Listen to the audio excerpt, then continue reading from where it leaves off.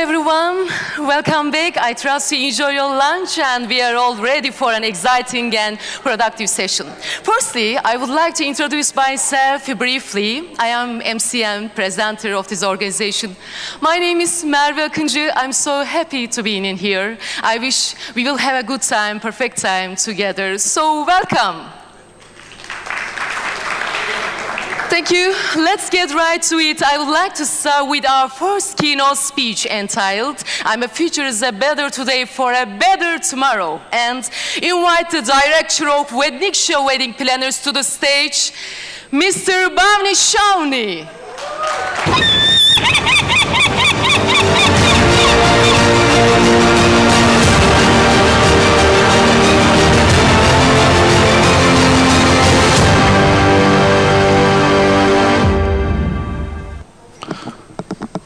Good afternoon. I hope everyone's eaten well, had a good session this morning.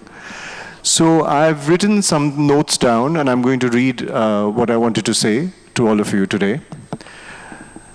Before I say anything, let me just recap the last couple of days of my life.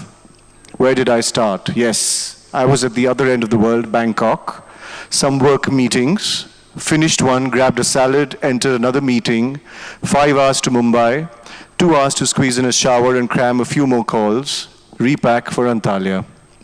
While checking in for my flight to Antalya, via Mumbai, spilled a little coffee on my laptop, thankfully it's working, till I reached here on this stage.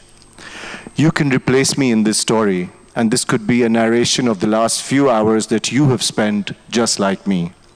You are tired, half dead, but you are here because you love your job. I love what I do. Give me a cheer, guys, if you love your job. A big round of applause to IMWF for this conference that brings us together from across the globe. Yes, that's the purpose. Create a world where you work not just to make some moolah, but enjoy what you do. That's the future, what you aim for, the tomorrow that you have to shape. So I'm supposed to give a keynote address, which will have a take-home for everyone who's present here. Some may switch off the moment I start. Some would keep their ears perked up till I say my thank you. And between these two are the majority who would take some, trash some, then come later, shake hands and say, good job, B. I promise it won't be as boring as you've thought, because what I'm speaking today is something that this industry needs to open its eyes to. I'm not saying we aren't doing enough, but our eyes are just partially open. To be a futurist, they have to be wide open, fully alert and darting, not missing a single visual, and that's what will take us into the future. We are from a tribe of event wedding managers.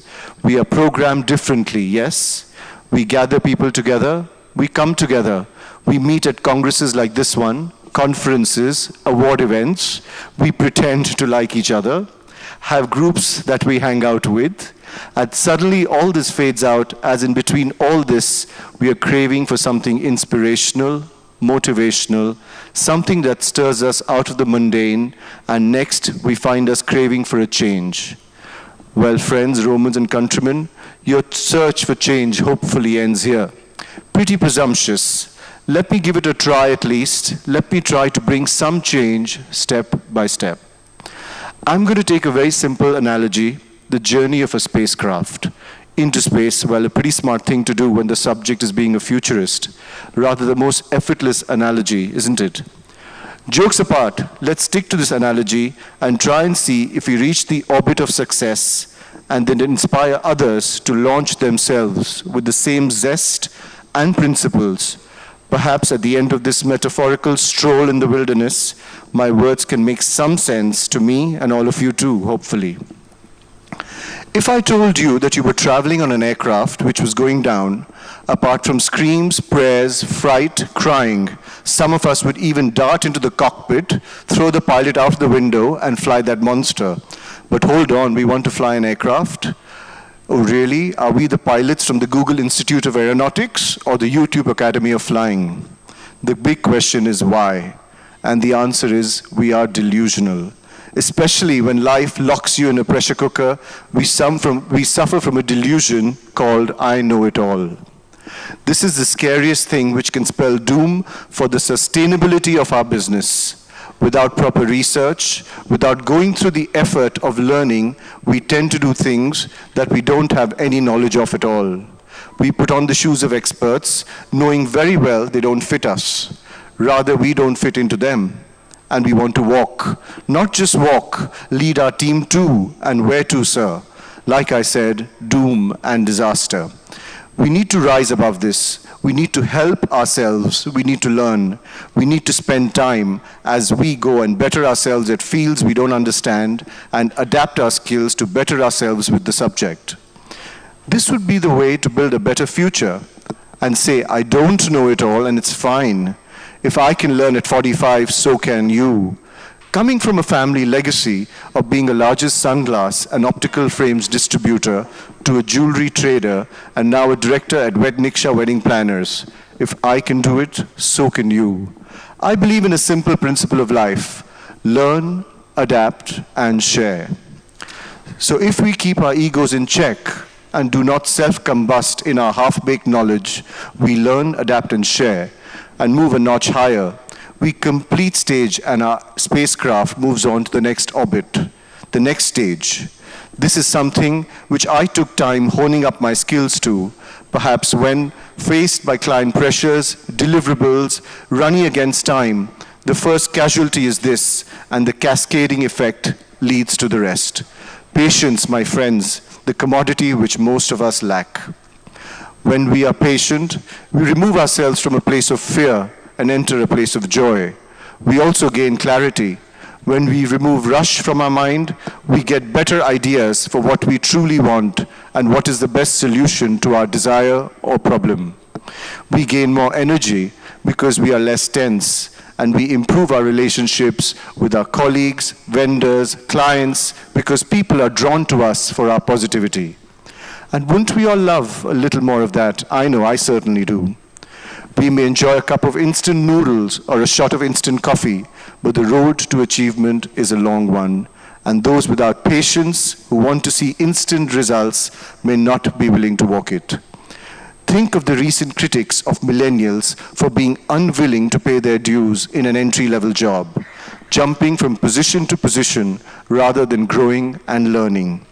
They think they're growing. Instead, they're tying themselves into knots of impatience to a stage where they forget a way out, breathe, relax a bit, and give it a thought.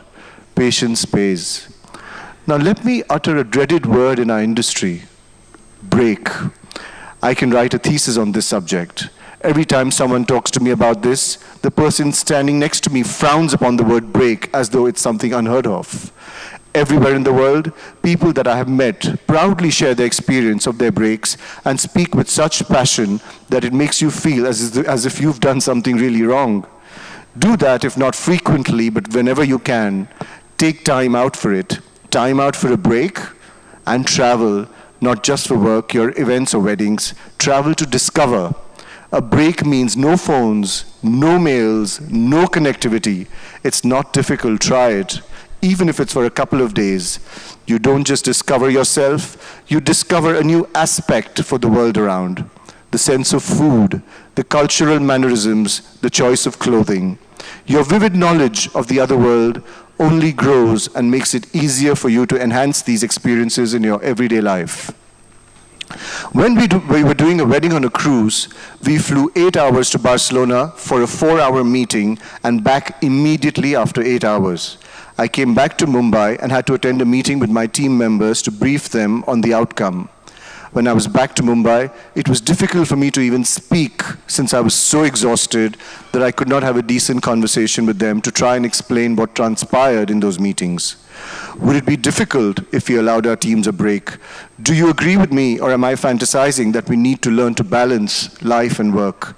Wouldn't it be nice if they came home, got a break for the day, gather their life back, share with their families what they did, have a life moment, next day breeze into the office, sip a cup of coffee, and brief the team on how eventful their trip was?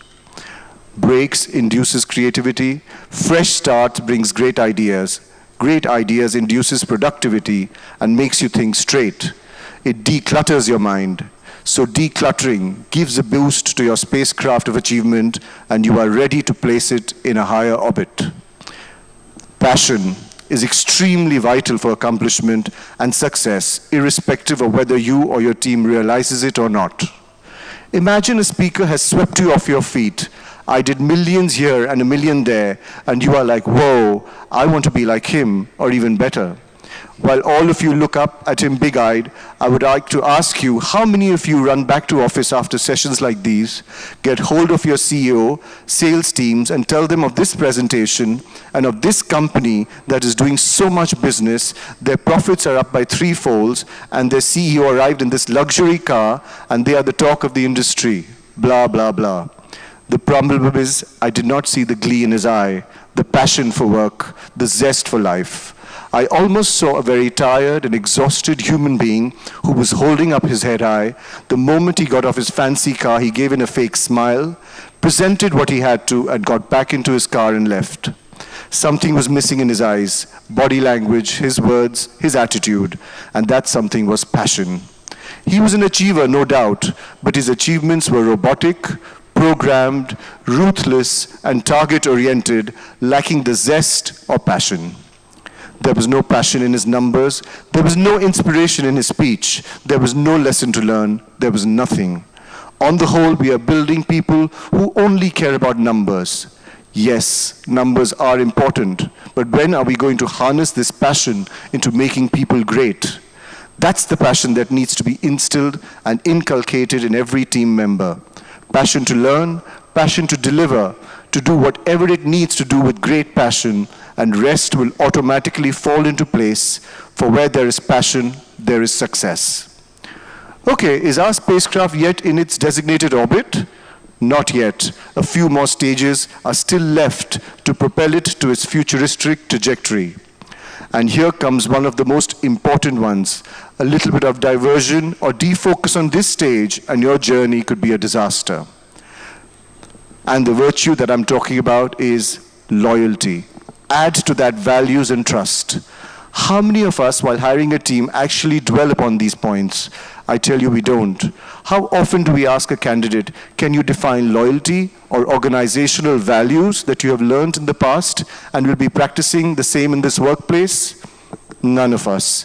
I am challenging you, the person who is sitting across the room getting interviewed would turn around and think in his head, sir, can you share to me what you are smoking? What kind of question is that? In our endeavor to meet targets, deadlines, satisfy clients, achieve numbers, we gloat when we do it all. But the important point, this is the present. For a better future. To be a futuristic company, you need to instill values, loyalty, and a bonding that lasts not just through projects, but in between them, beyond them. Inculcate an atmosphere of trust, loyalty, values, right and wrong, the boundaries, the liberties, the sense of us rather than me. The generation today, sadly, needs a loyalty notification popping up on their smartphones and computers every now and then, just to remind them of its value. It's our duty to start by building these aspects in the form of training, part of growth, and have these values built into them as a part of their upbringing. We recently came across a situation where an employee of ours working with us was also working with another company on the side, in spite of contracts being signed by us. The company that hired this employee of ours was informed on the same. We are not aware of what action they would have taken against the employee, although we fired the person immediately. We believe this kind of practice tarnishes the image of the industry, which only operates on trust. Such behavior is dangerous for all and future of the business. In the longer run, this could become a common practice, and such values would send out wrong signals to both the organization and the industry that this deals with. You will believe me as we continue with session. A lot of processes, growth, and social facts are all based on the fact of being able to sustain. Sustainability is the future. Today, there are at least 1,000,001 event companies sprung up. Whether experts or not, no one has a way to verify the same. Aspirations and inspirations are on the high. Startup is the new way. Pinterest is the new best friend. Every youngster wants to be a part of a startup. Some of these transpire into creating newer event companies which run events and work their way up. Some of these companies struggle with no focus. They are very economical for the clients. They come up with new ideas without adequate research. They are passionate but lack experience and vision. And yes, what they lack is stability and zeal to sustain. Yet again, instant gratification with no future in sight or any futuristic growth trajectory. In other words, where is the sustainability? Okay, first things first, what exactly is sustainability?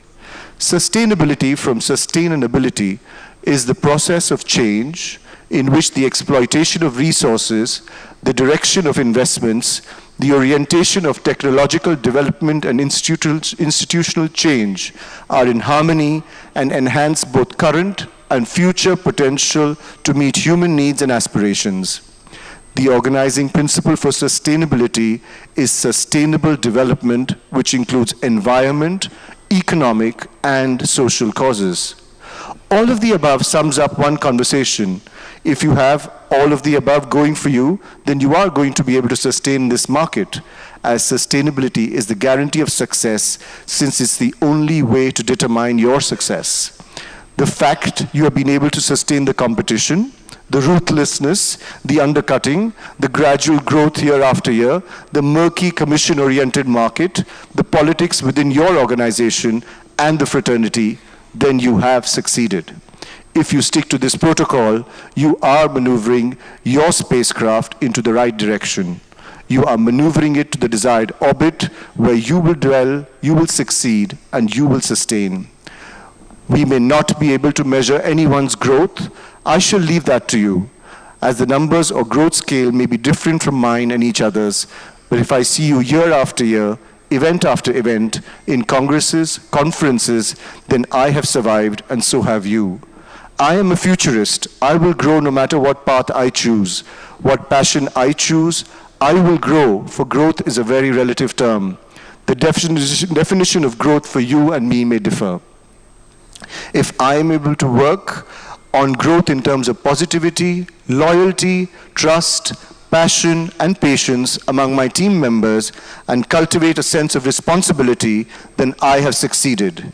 While I am working towards it, if I am able to leave one thought-provoking or inspirational quote behind, then I have done my job with this keynote. Let competition be your fuel, not a dampener. Innovate, improvise, inculcate, respect everyone from the smallest of vendor to the most important guest at your event. In our galaxy of event management and planning, Star Wars will continue, but our galaxy is something that we love, and that is what will stay. Welcome to competition. Welcome to the path of unbridled success. I am a futurist and will grow no matter what. Thank you. Thank you.